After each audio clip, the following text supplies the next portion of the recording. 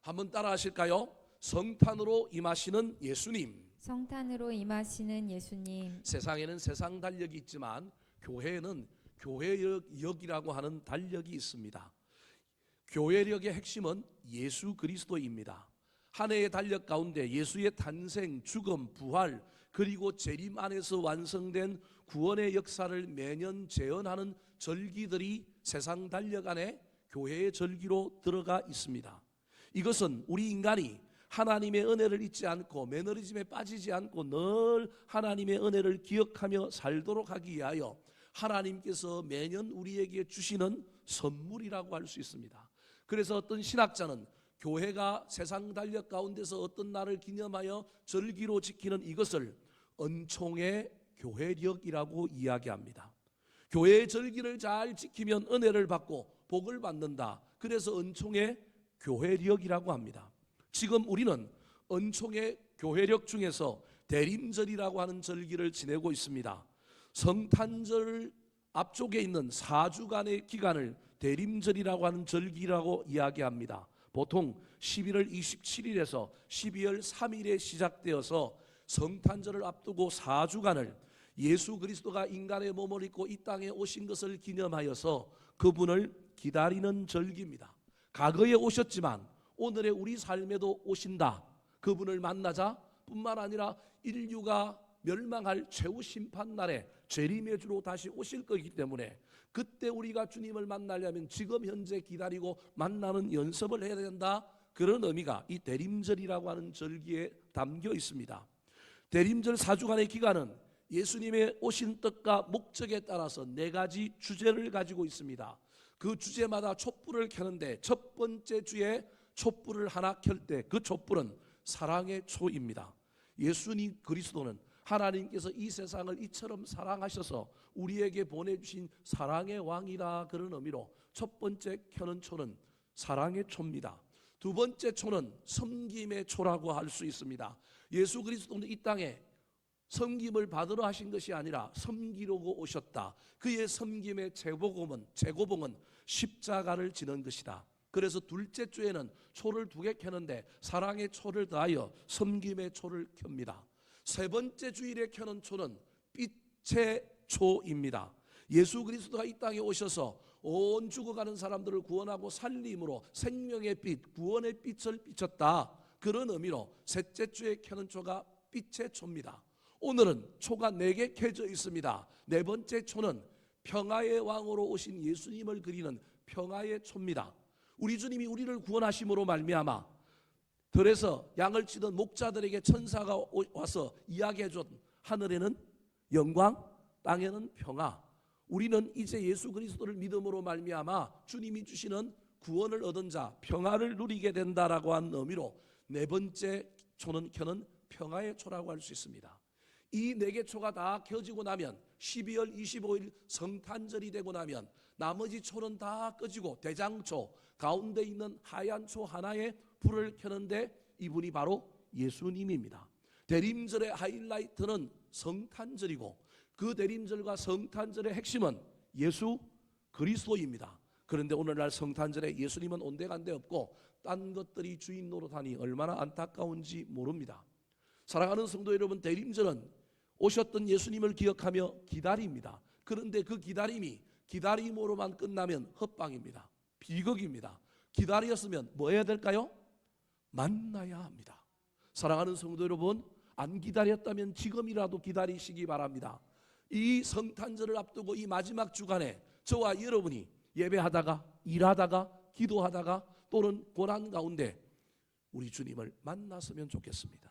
기다렸던 사람이 만나면 얼마나 기쁩니까? 손을 붙잡고 얼싸안고 포옹을 하고 우리 인간이 만나도 그러는데 이 성탄절에 주님 만남으로 우리 삶에 놀라운 기쁨이 넘쳐 흘렀으면 좋겠습니다. 사랑하는 성도 여러분, 시공간을 초월하여 다시금 우리에게 찾아오시는 아기 예수님을 만납시다. 동방박사들처럼 베들레헴 들판에서 양을 치던 목자들처럼 성전에서 평생 메시아를 기다리던 시몬과 안나처럼 주님을 만나는 저와 여러분의 대림절 마지막 주간 성탄절이 되시길 우리 구주 예수 그리스도의 이름으로 축원합니다. 자, 그렇다면 어떻게 해야 주님을 만날 수 있을까요? 시공간을 초월하여 다시금 우리에게 임하시는 우리 주님을 만날 때 주님은 어떤 사람에게 찾아오시고 임하실까요? 따라가시겠습니다. 고난의 역사를 뚫고 임하십니다. 고난의 역사를 뚫고 임하십니다. 어떤 사람에게 주님이 오시느냐 하면 인생의 문제, 고난 앞에 그 고난의 문제를 붙들고 씨름하면서 내 힘으로 안 됩니다. 주님이 오셔야 됩니다. 주님 제발 오셔서 이 문제 좀 해결해 주세요라고 하는 사람에게 누가 오신다고요? 주님이 오신다라는 거예요. 오늘날에는 아무도 이 주님을 안 기다립니다. 인생의 문제 누가 해결하려고 그래요? 내가 돈으로, 다른 사람으로. 그러니 성탄절이 되었는데도, 대림절 새가 빠지게 기다리는데도 누굴 못 만났다고요? 주님을 못 만나는 거예요. 사랑하는 성도 여러분, 고난이 없는 사람이 있습니까? 모르겠습니다. 저는 고난이 없는 사람은 없을 거라고 생각합니다. 큰 고난이든 작은 고난이든 이 성탄절, 이 대림절 마지막 주일에 성탄절을 향하여 나아갈 때 질병의 문제를 붙들고, 돈의 문제를 붙들고, 자녀들의 문제를 붙들고, 내가 가지고 있는 작은 문제라도 이 문제 내가 해결할 수 없습니다. 주님이 오셔야만이 해결할 수 있습니다. 그 믿음 가지고 간절히 기다릴 때 고난을 붙들고 씨름하고 기다리는 자에게 찾아오시는 우리 주님을 만났으면 좋겠습니다. 우리 주님은 고난받은 자의 아버지입니다. 고아의 아버지입니다.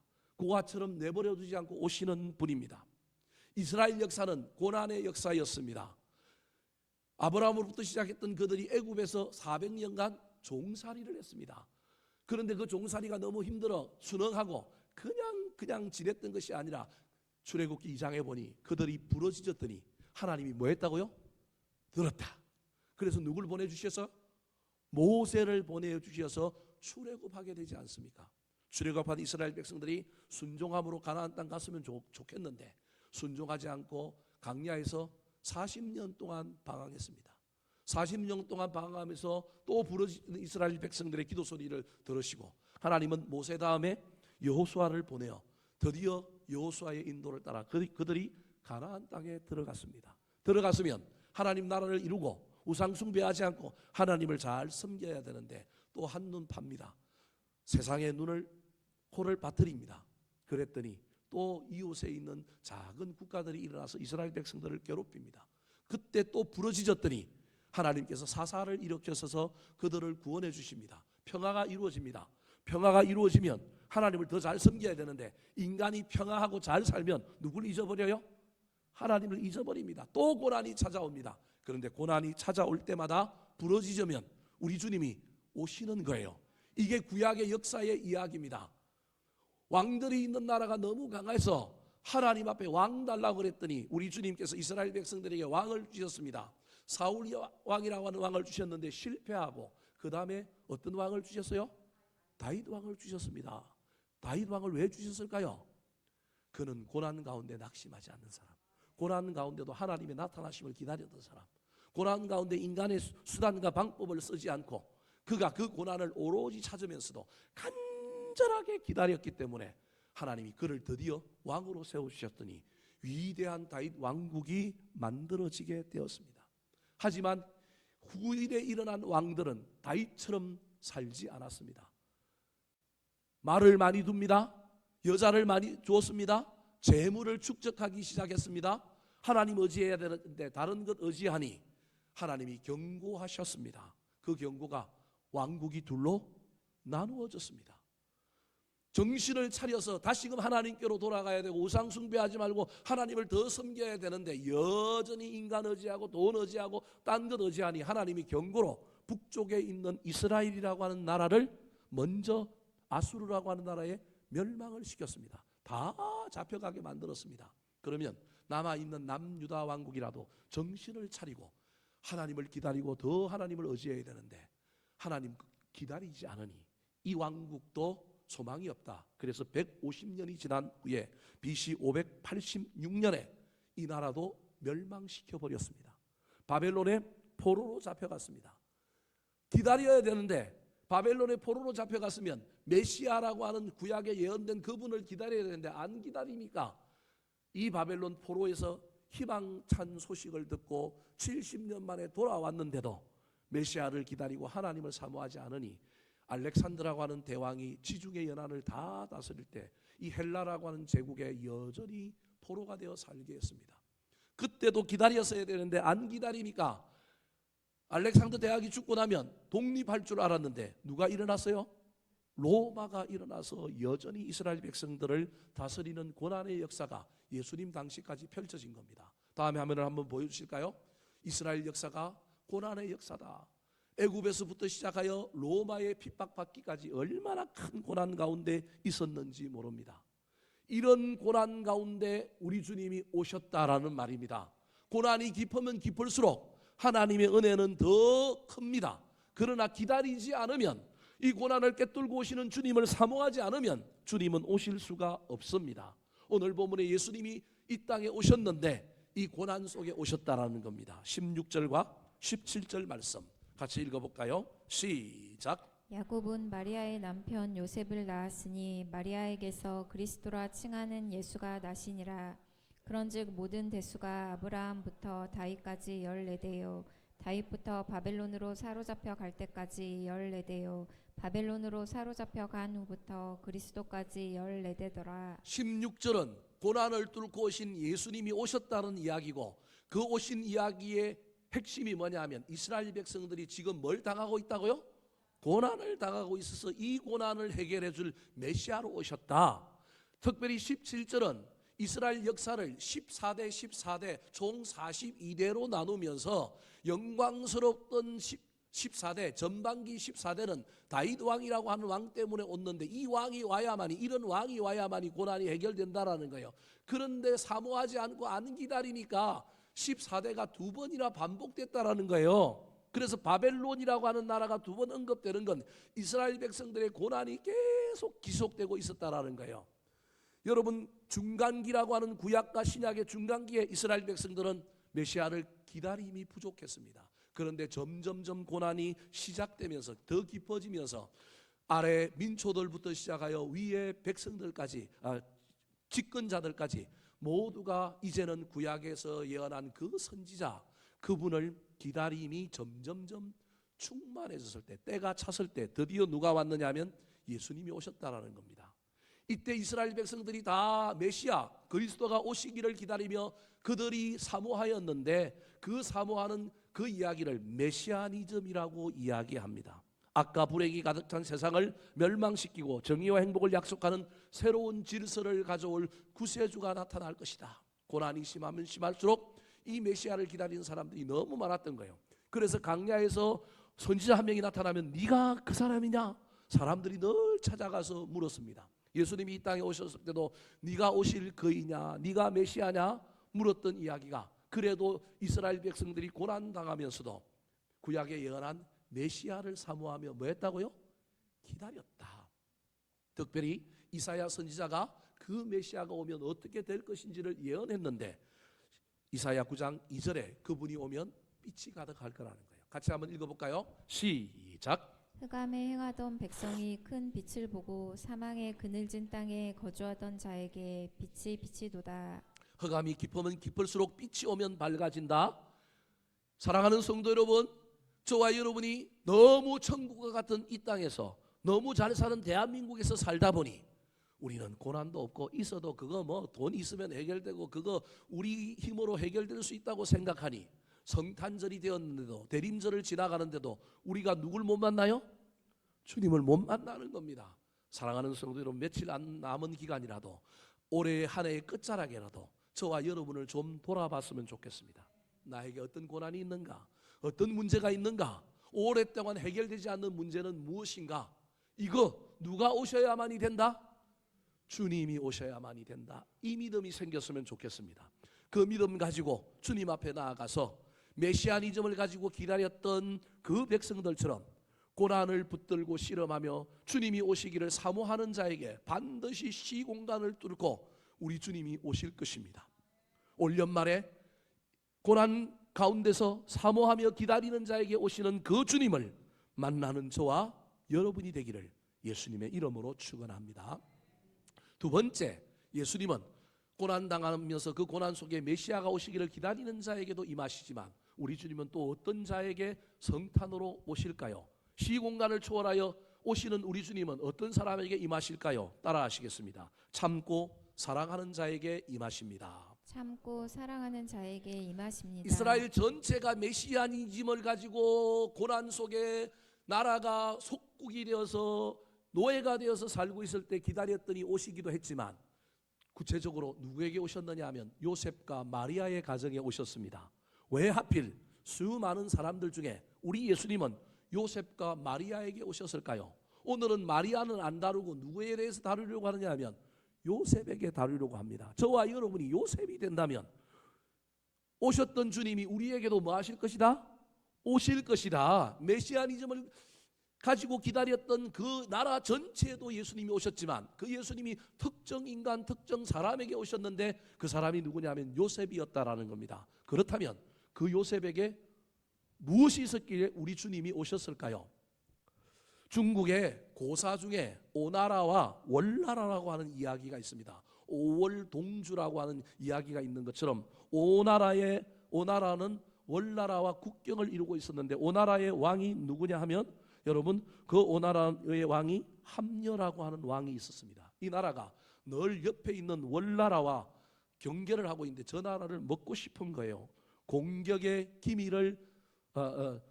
기회를 엿보고 있다가 내가 저 월나라 먹어야지 늘 생각하고 있었습니다.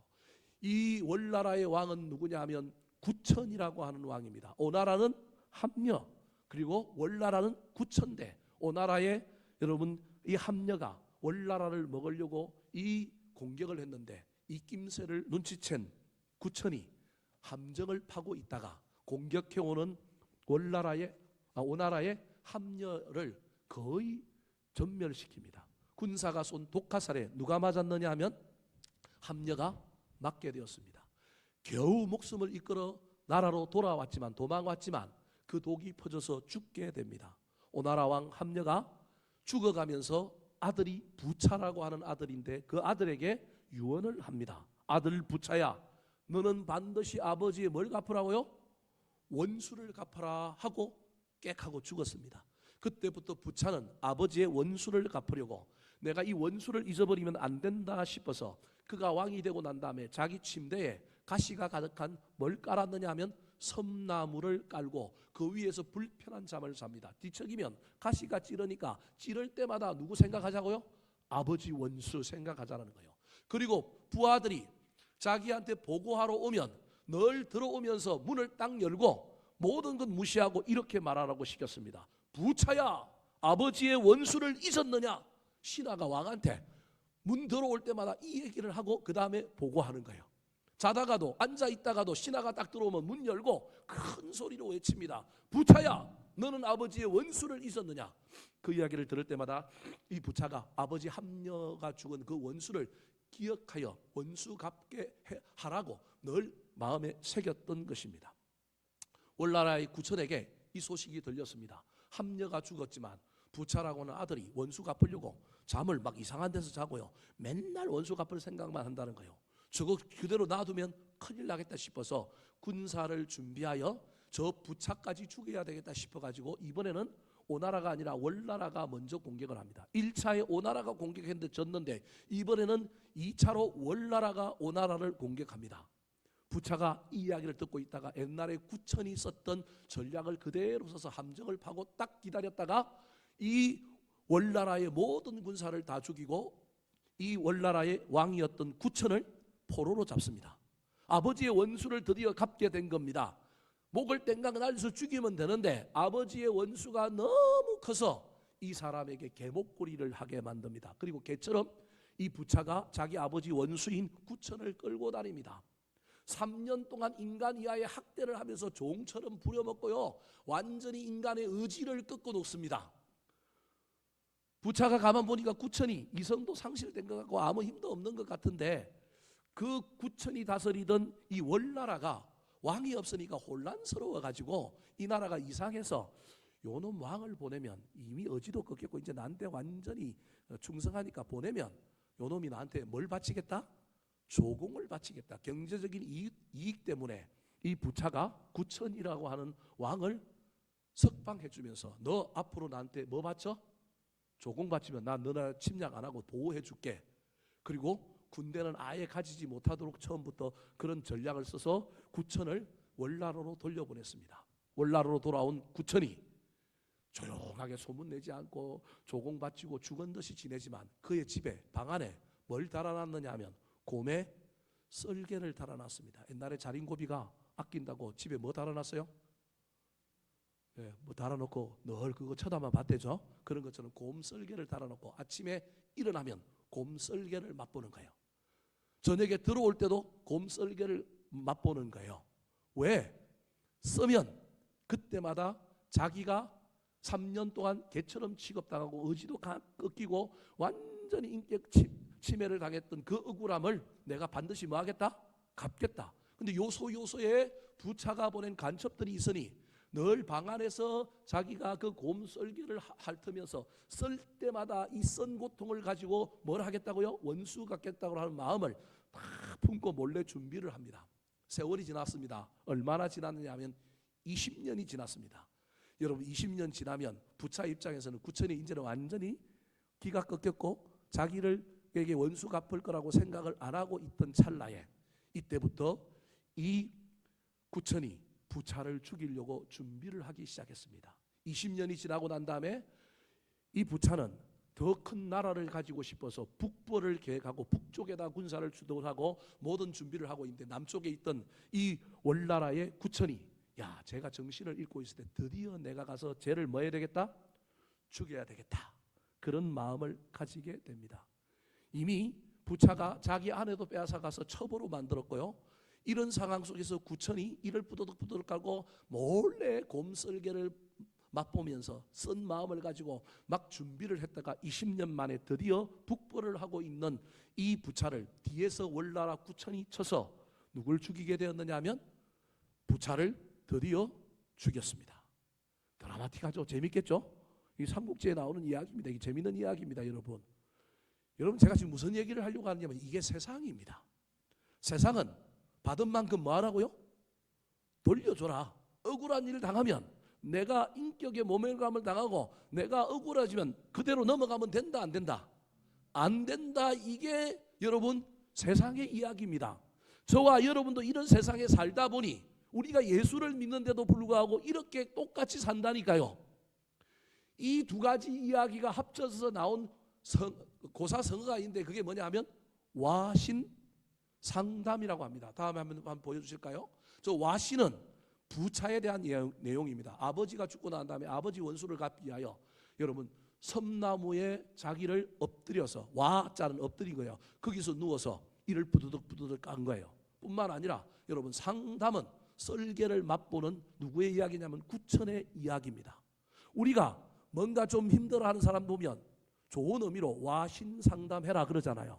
근데 저게 성경적인 이야기가 아닙니다. 세상 사람들은 저 이야기를 드라마틱하다 그러고 저 이야기를 가지고 실패한 사람, 뭔가 못 이루는 사람은 와신 상담하여 뭘 이루어야 된다고 이야기하지만 여러분 세상에 속으면 안 됩니다. 제발 우리는 저렇게 살면 안 됩니다. 성경 어디에 봐도 원수 갚으라고 이야기하지 않습니다. 억울하잖아요. 근데 누가 갚으실 거라고요? 하나님이 하실 거라는 거예요. 제발 우리 그리스도인들이요 세상에 속아서 세상 사람들이 사는 식과 방식대로 살면 안 됩니다.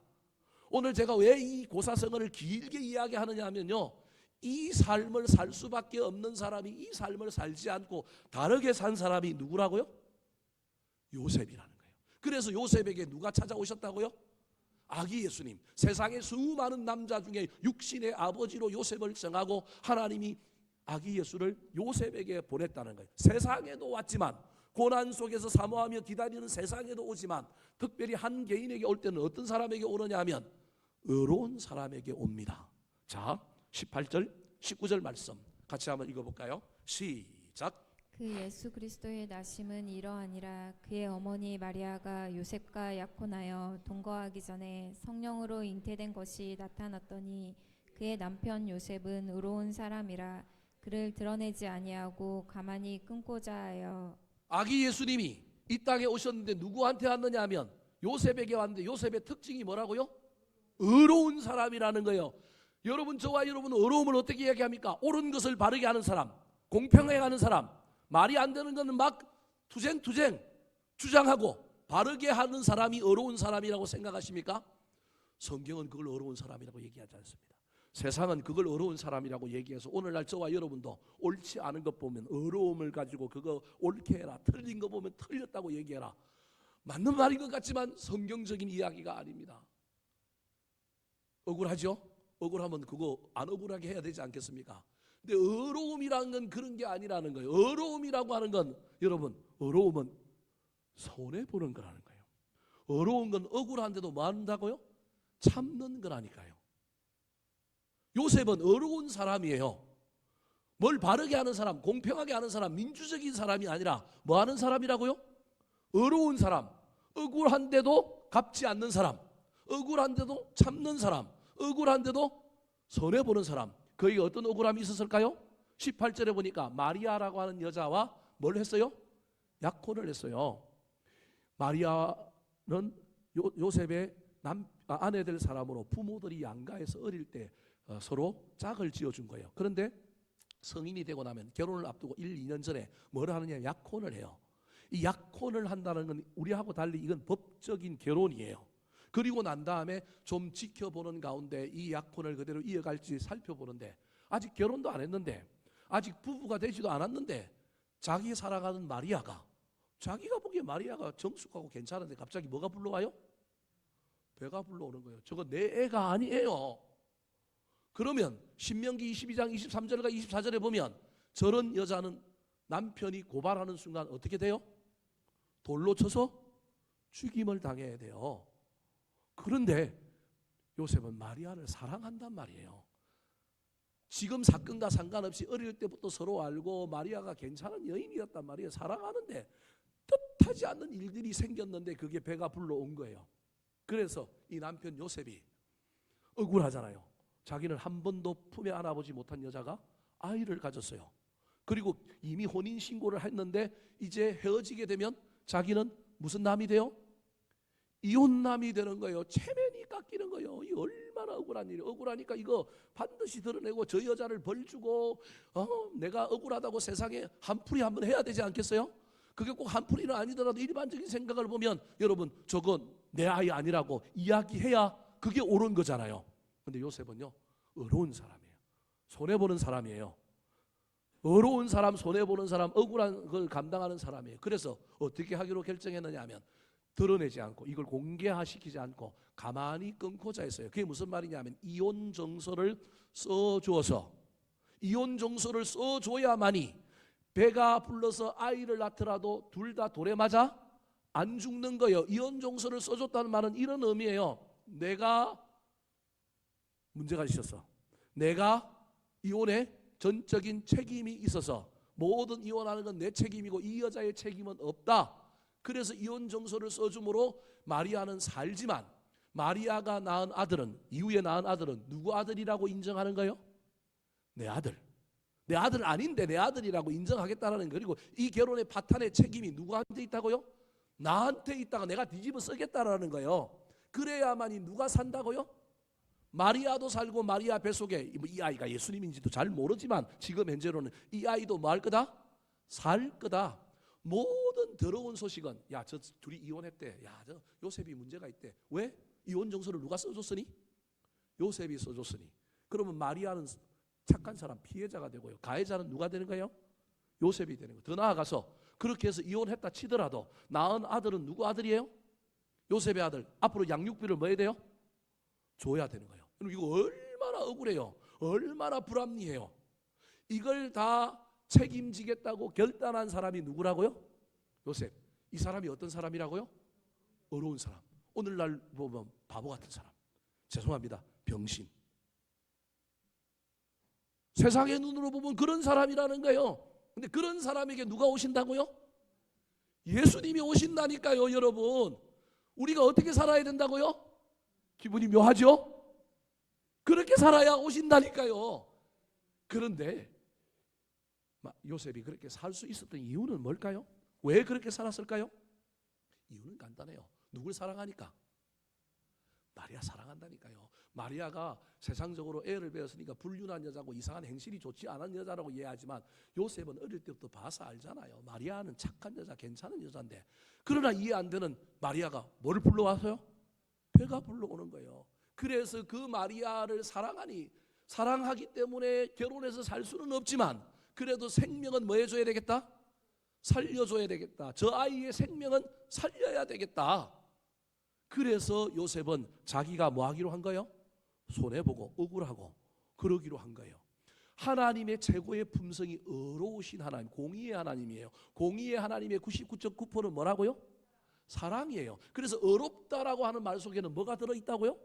사랑이 들어있는 거예요. 요셉은 의로운 사람인데요, 99.9%는 뭐냐 하면요, 사랑이 들어있고요, 나머지는 하나님의 속성의 심판인데, 요셉은 심판이 아니라 뭘로 채웠느냐 하면 손해보는 것, 억울하는 것, 자기가 뭐하는 것, 책임지는 걸로 채운 사람이 누구냐 하면 요셉이라는 거예요. 그러나 한 남자로서 이걸 선택하는 게 얼마나 힘들까요? 마음속으로는 한편으로는 책임져야지, 또 한편으로는 내가 왜 이 억울한 일을 당해야 돼, 내가 왜 이 피해를 다 내가 감수해야지, 이 두 마음이 싸웠을 거 아니에요? 자, 20절 말씀 같이 한번 읽어볼까요? 20절 시작. 이 일을 생각할 때 주의 사자가 현몽하여 이르되 다윗의 자손 요셉아, 내 아내 마리아 데려오기를 무서워하지 말라. 그에게 잉태된 자는 성령으로 된 것이라. 사랑의 반대말은 두려움입니다. 사랑하면 두렵지 않은데요, 사랑 안 하면 뭐 한다고요? 두려움입니다. 내가 아무리 뭐 해도 사랑하면 그 사랑하는 사람을 위하여 죽음도 불사하고, 여러분, 내가 대신 뭘 할 수 있는 겁니다. 사랑의 반대말은 미움이 아니고 뭐라고요? 두려움입니다. 지금 요셉이 마리아 사랑하는데 한편으로는 뭐 하다고요? 두려운 거예요. 그 대가를 치를 걸. 그래서 20절 시작이 뭐라고 시작해요? 이 일을 뭐 할 때? 생각할 때에 머리가 복잡한 거예요. 한쪽에서는 해라, 한쪽에서는 야 드러내고 그거 끊어버려, 한쪽에서는 야 그래도 네가 사랑하던 여자인데 네가 그래도 좀 손해보고 네가 좀 억울하고 네가 좀 해야 되지 않겠느냐. 이 두 마음 가지고 실랑이를 하고 있는 사람이 누구라고요? 요셉. 그런데 여기에 추를 옮겨주는 존재가 나타나는데 주의 사자가 현몽하여 야 마리아 데려오기를 무서워하지 말라. 사랑하는 성도 여러분, 어려운 사람은 손해보는 사람입니다. 어려운 사람은 손해보기 때문에 억울함을 당하고 참는 사람입니다. 그러나 그것이 그냥 막 이를 악물고 참는 게 아니라 뭐 하기 때문에 참는 거라고요? 사랑하기 때문에 참는 겁니다. 이 성탄절에, 이 대림절에 저와 여러분에게 성탄으로 오시는 주님이 다시 오시기를 원하십니까? 그러면 사랑함으로 참으시기 바랍니다. 그냥 이를 악물고 참는 거 말고 사랑함으로 참으시기 바랍니다. 사랑함으로 억울해지시기 바랍니다. 사랑함으로 손해보시기 바랍니다. 그 자리에 누가 오실 거라고요? 예수님이 오실 것입니다. 하나님이 오셔서 반가이 해주실 거고요, 반드시 회복해 주실 것입니다. 그 믿음 가지고 잘 기다려서 찾아오셔서 회복시켜 주시는 우리 주님을 만나는 저와 여러분이 되기를 예수님의 이름으로 축원합니다. 마지막입니다. 성탄으로 임하시는 주님은 어떤 사람에게 임하실까요? 고난 속에서도 사모하며 기다리는 자, 그리고 어려운 사람, 억울해도 참고 사랑함으로 그 모든 걸 감내하는 사람에게 오실 뿐만 아니라, 세 번째입니다. 따라하시겠습니다. 순종하는 자에게 임하십니다. 순종하는 자에게 임하십니다. 순종은 참 어렵습니다. 왜 어려우냐면 순종하면 이게 비굴해지거든요. 다른 사람들 눈에는 순종하는 것이 비굴한 것처럼 보이는 거예요. 순종은 굴종이고 힘없는 사람이 하는 것으로 보이는 거예요. 순종은 그런 게 아닙니다. 순종은 우리 하나님이 제일 귀하게 여기십니다. 사무엘상 15장 22절 말씀 같이 읽어볼까요? 시작. 사무엘이 이르되 여호와께서 번제와 다른 제사를 그의 목소리를 청종하는 것을 좋아하심같이 좋아하시겠나이까. 순종이 제사보다 낫고 듣는 것이 순 양의 기름보다 나으니. 사무엘 선지자가 사울 왕의 범죄 앞에 하고 있는 이야기입니다. 극단적으로 순종과 제사를 비교하지만 저건 그런 이야기가 아닙니다. 하나님은 제일 좋아하는 게 제사 예배입니다. 그런데 오늘은 예배보다 뭘 좋아한다고요? 순종을 더 좋아한대요. 그 얘기가 아니고요. 여러분, 어떤 예배자를 좋아한다고요? 순종하는 예배자, 순종함으로 예배하는 자, 예배하고 난 다음에 내 생각을 바꾸고 뭐 하는 자? 순종하는 자, 그 예배를 좋아하신다라는 거예요. 그러니까 우리 하나님은 지금도 제일 좋아하는 게 뭘 제일 좋아하신다고요? 순종을 좋아해요. 마태복음 보면 너희들에게 형제에게 원망 들을 만한 일이 있거든 예배하다가 가서 뭐 하고 오라고요? 서로 화해하고 오라고요. 그럼 우리 하나님 예배보다 화해를 더 좋아해요? 아니에요. 예배하고 난 다음에 은혜 받은 사람은 그 은혜로 화해하는 사람이라는 거지. 예배 제일 좋아하신다니까요. 오늘도 우리 하나님이 제일 좋아하는 건 뭐라고요? 예배입니다. 근데 그 예배 드린 자는, 그 예배하는 자는 반드시 그 안에 뭐가 있기를 원한다고요? 순종이 있기를 원하시는 거예요. 그런데 우리는 이 순종하기가 너무 어려운 거예요. 왜 어려우냐고. 순종하면 바보 같고, 순종하면 좀 비굴하고, 순종하면 좀 힘없는 것 같으니까. 그렇지 않습니다. 순종이 제일 능력입니다. 순종하는 것이 여러분 제일 강한 사람입니다. 어떤 사람은 순종 안 하고요, 자기 힘을 의지하고 막 자기 마음대로 사는데요, 그 사람 그 힘, 그 자리 없어지면 진짜 뭐한 사람이냐면 약한 사람입니다. 그런데요, 가장 비굴해 보여도요, 순종하는 사람은 내면이 어떤 사람이냐? 가장 강한 사람입니다. 사랑하는 성도 여러분, 순종하는 자에게 누가 임하시느냐 하면 하나님이 임하십니다. 미국의 남북 전쟁 때 여러분, 남군도 북군도 전쟁하면서 하나님께 이기게 해달라고 뭐 했다고요? 기도했습니다. 남군도 기도하고 북군도 기도했습니다. 특별히 북군의 링컨이라고 하는 사람이 북군의 대장으로, 대통령으로 그 모든 일들을 감당할 때 링컨은 늘 무슨 일 하기 전에 뭐 하는 사람이냐? 기도하는 사람이었거든요. 그 부하들이 다 알아요. 그래서 전쟁 앞두고 링컨이 기도하고 나왔는데 부하들도 기도하다가 링컨에게 뭐라고 얘기했느냐? 우리가 이기게 해달라고 링컨 장군이, 링컨 대통령이 기도 열심히 해야 우리가 이길 수 있습니다. 그랬더니 링컨이 뭐라고 얘기했는지 아십니까? 링컨이 이렇게 얘기했습니다. 하나님이 우리 편에 서해달라고, 우리가 이기게 해달라고 기도할 것이 아니라 내가 하나님 편에 서게 해달라고 기도해야 된다. 즉 내가 지금 하고 있는 일이 하나님의 뜻인지 아닌지 물어보고 이 일을 해야 된다. 우리는 늘 우리가 하는 일을 이루어주게 해달라고 기도하지만 하나님 앞에 우리가 해야 될 일은 하나님의 뜻이 무엇인지를 깨닫고 그 뜻에 뭐하는 자가 되어야 된다고요? 순종하는 자가 되어야 된다.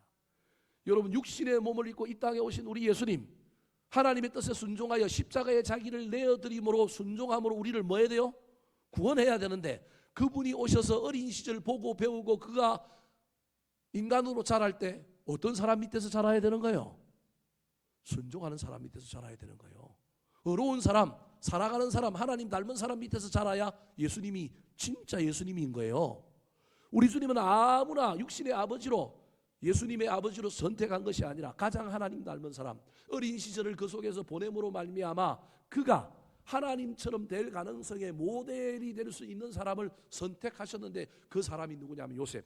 어려운 사람, 억울한 것 참는 사람. 그것도 그냥 참는 게 아니라 뭐함으로 참는 사람? 사랑함으로 참는 사람. 더 나아가서 자기 생각을 바꾸고 하나님의 뜻에 자기를 일치시켜 뭐 하는 사람?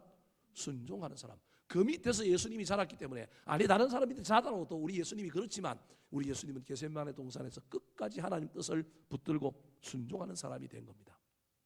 오늘 본문에서 선사가 찾아와가지고 요셉에게, 요셉은 가만히 끊고 그냥 이혼하고 이혼 정서 써주고 그냥 내가 이혼남이 되어도 그냥 살지, 그런 마음을 가지고 이거 해야 되나 말아야 되나 고민하는데 주의 천사가 찾아와가지고 야, 아내 데려오기를 무서워하지 말라. 그 아내는 뭘로 잉태되었다고요? 성령으로 잉태되었다. 딴 남자가 아니라 하나님이 하신 거다. 말이에요, 막걸리예요. 이게 이해가 돼요? 이해가 안 되잖아요. 그런데 요셉이 생각을 딱 바꾸고 그 천사가 떠나자마자 누굴 데리고 와요? 마리아를 데리고 와요. 이거 쉬운 일이 아니에요. 갑자기 태도를 바꾸는 거예요. 좋은 생각까지는 품었는데 그걸 결정하기가 힘들어서, 결단하기가 힘들어서 마음속에 두 마음 갖고 싸우고 왔다 갔다 했던 사람, 생각한 것만 해도 참 귀한데 그 선택을 못하고 있던, 굳이 선택한다면 이혼정서 써주는 거, 이것도 어려워가지고 지금 막 이 일을 생각하고 있는 그가 갑자기 생각을 바꿔갖고 이혼정서 써주는 것도 못하고 있던 그가 이혼정서는커녕 누굴 데리고 와요? 마리아를 데리고 옵니다. 왜 데리고 왔을까요? 자기 생각, 자기 뜻이 아니라 하나님의 말씀 때문에 그렇습니다. 자, 22절과 23절 말씀 같이 읽어볼까요? 시작. 이 모든 일이 된 것은 주께서 선지자로 하신 말씀을 이루려 하심이니, 이르시되 보라, 처녀가 잉태하여 아들을 낳을 것이요 그의 이름은 임마누엘이라 하리라. 이를 번역한즉 하나님이 우리와 함께 계시다 합니다. 요셉은 순종의 사람인데 순종은 말씀에 하는 거예요. 순종은 내 생각에 하는 게 아니에요. 할 만한 것, 상황이 돼서 하는 것이 아니라 상황을 뛰어넘어서 하나님의 말씀이 선포되는 거예요. 이 모든 일이 된 것은 주께서 선지자로 하신 말씀을 뭐하려 하심이라? 이루려 하심이라. 요셉이 구약을 잘 알았던 것 같아요. 저 말 속에 딱 안 거예요. 아, 구약 성경에 메시아가 오는데 그분은 동정녀 탄생이다. 그걸 안게 된 거예요. 보라, 처녀가 잉태하여 아들을 낳으리니. 저게 이사야 7장 14절 말씀이에요. 머리로만 알았던 말씀이 가슴에 와 닿는 거예요. 아, 저거 내 아이는 아니지만 딴 남자 아이도 아니구나. 저건 누구의 작품이다? 하나님의 작품이다. 그게 말씀이라는 거예요. 이해가 안 돼도 말씀이라 그러니 보라, 처녀가 잉태하여 아들을 낳으리니. 오케이, 구약에 그 말씀이 있었지. 그래, 그 말씀이라면 내가 그 말씀 믿어야지. 이게 말씀에 대한 순종이 있었던 사람이 누구냐면 요셉이라는 거예요. 그래서 데리고 왔습니다. 24절 25절 말씀 시작. 요셉이 잠에서 깨어 일어나 주의 사자의 분부대로 행하여 그의 아내를 데려왔으나 아들을 낳기까지 동침하지 아니하더니 낳음의 이름을 예수라 하니라. 잠에서 깨어 일어나 즉시 했다라는 겁니다. 주의 사자의 분부대로 성령으로 잉태된 것이 데려오라는 겁니다. 야, 이게 말이 안 되잖아요. 얼마나 힘들어요. 그런데 그의 아내를 데려왔습니다. 그런데 재미난 건 데려는 왔는데 아들을 낳기까지 뭐하지 아니하였다고요? 동침하지 아니하였다. 여러분, 요셉 마리아 사랑하는 사이라니까요. 근데 왜 동침을 안 했느냐 하면 동정녀 탄생의 교리를 오염시키지 않으려고. 내가 잠자리를 하는 순간에 사람들이 저건 사람의 아들이라고 이야기할 가능성이 있는 거예요. 사람의 아들이 아니라는 거예요. 이건 하나님의 아들이라는 걸 믿기 때문에 그는 동침하지 않은 거예요. 그러면 아들을 낳기까지 동침하지 아니하더니 나음해라고 하는 말은 낳고 난 다음에는 서로 사랑하여 동침했다, 그런 말이 있는 거예요. 하고 싶은데 할 수도 있는데 안 했다라는 거예요. 왜? 뭐 때문에? 말씀 때문에. 말씀을 이루어지게 하려고. 순종은 말씀을 이루는 겁니다. 뿐만 아니라 아들을 낳았는데 이름을 뭐라고요? 자기가 지은 이름이 아니에요. 누가 지어준 거예요? 하나님이 천사를 통하여 아들 낳으면 뭐라고요? 예수라 하라. 21절에 그가 자기 백성을 자기 예수 구원할 자다. 이름 예수라고 지어라. 그래서 순종하여 이름까지도 뭐하고 있는 거예요? 예수라 짓는 거예요. 아들 낳고 딸 낳으면 이름 자기가 짓든지 할아버지가 짓든지, 물론 요즘은 장명소 가서 짓기도 하지만, 그런데 이름 짓는 걸 하나님의 명령대로 그대로 지은 겁니다. 이게 바로 순종입니다. 사랑하는 성도 여러분, 성탄으로 임하시는 주님 만나시기를 원하십니까? 기도하는 가운데 고난을 붙들고 사모함으로 기다리시기 바랍니다. 좀 억울한 일, 좀 힘든 일이 있어도 사랑함으로 참으시기 바랍니다. 그때 주님께서 나한테 말씀을 주시면 순종 한번 해보시기 바랍니다. 할만한 일, 괜찮은 일, 좋은 일 말고 이해되지도 않고 힘든 일인데 그 말씀이 선포되면 그 말씀에 한번 따라서 이를 악물고 순종해 보시기 바랍니다. 주님이 여러분 인생에 오셔서 문제를 해결해 주실 겁니다. 역전시켜 주시고 반전시켜 주시는 놀라운 역사가 일어나게 될 것입니다. 분명히 오시고 오셨는데도 만나지 못하는 수많은 그리스도인들이 이 계절에 있을 것입니다. 사랑하는 성도 여러분, 우리는 그런 사람들이 되지 말고 주님 한번 만나봐야 하지 않겠습니까? 내 마음속에, 내 삶 속에 은혜로 오시든 영적으로 오시든 아니면 우리가 이게 바라고 있었던 이 문제 가운데 주님이 오셔서 해결해 주시는 이 놀라운 역사를 한번 경험해 봐야 하지 않겠습니까? 병원에 있는 아내가 일어나고요, 해결되지 않았던 문제들이 해결되는 놀라운 역사. 여러분, 이번 성탄절까지, 아니 이번 연말까지 성탄으로 오시는 주님, 고난을 꿰뚫고 오실 뿐만 아니라 어려운 사람에게 오실 뿐만 아니라 순종하는 사람에게 오신다고 하는 이 말씀을 붙들고 저와 여러분이 주님 만나기를 사모하며 이번 연말을 한번 잘 보내서 끝이 좋은 인생들이 다 되시기를 우리 구주 예수 그리스도의 이름으로 축원합니다. 한번 따라 하실까요? 성탄으로 임하시는 예수님, 성탄으로 임하시는 예수님, 고난의 역사를 뚫고 임하십니다. 고난의 역사를 뚫고 임하십니다. 참고 사랑하는 자에게 임하십니다. 참고 사랑하는 자에게 임하십니다. 순종하는 자에게 임하십니다. 순종하는 자에게 임하십니다.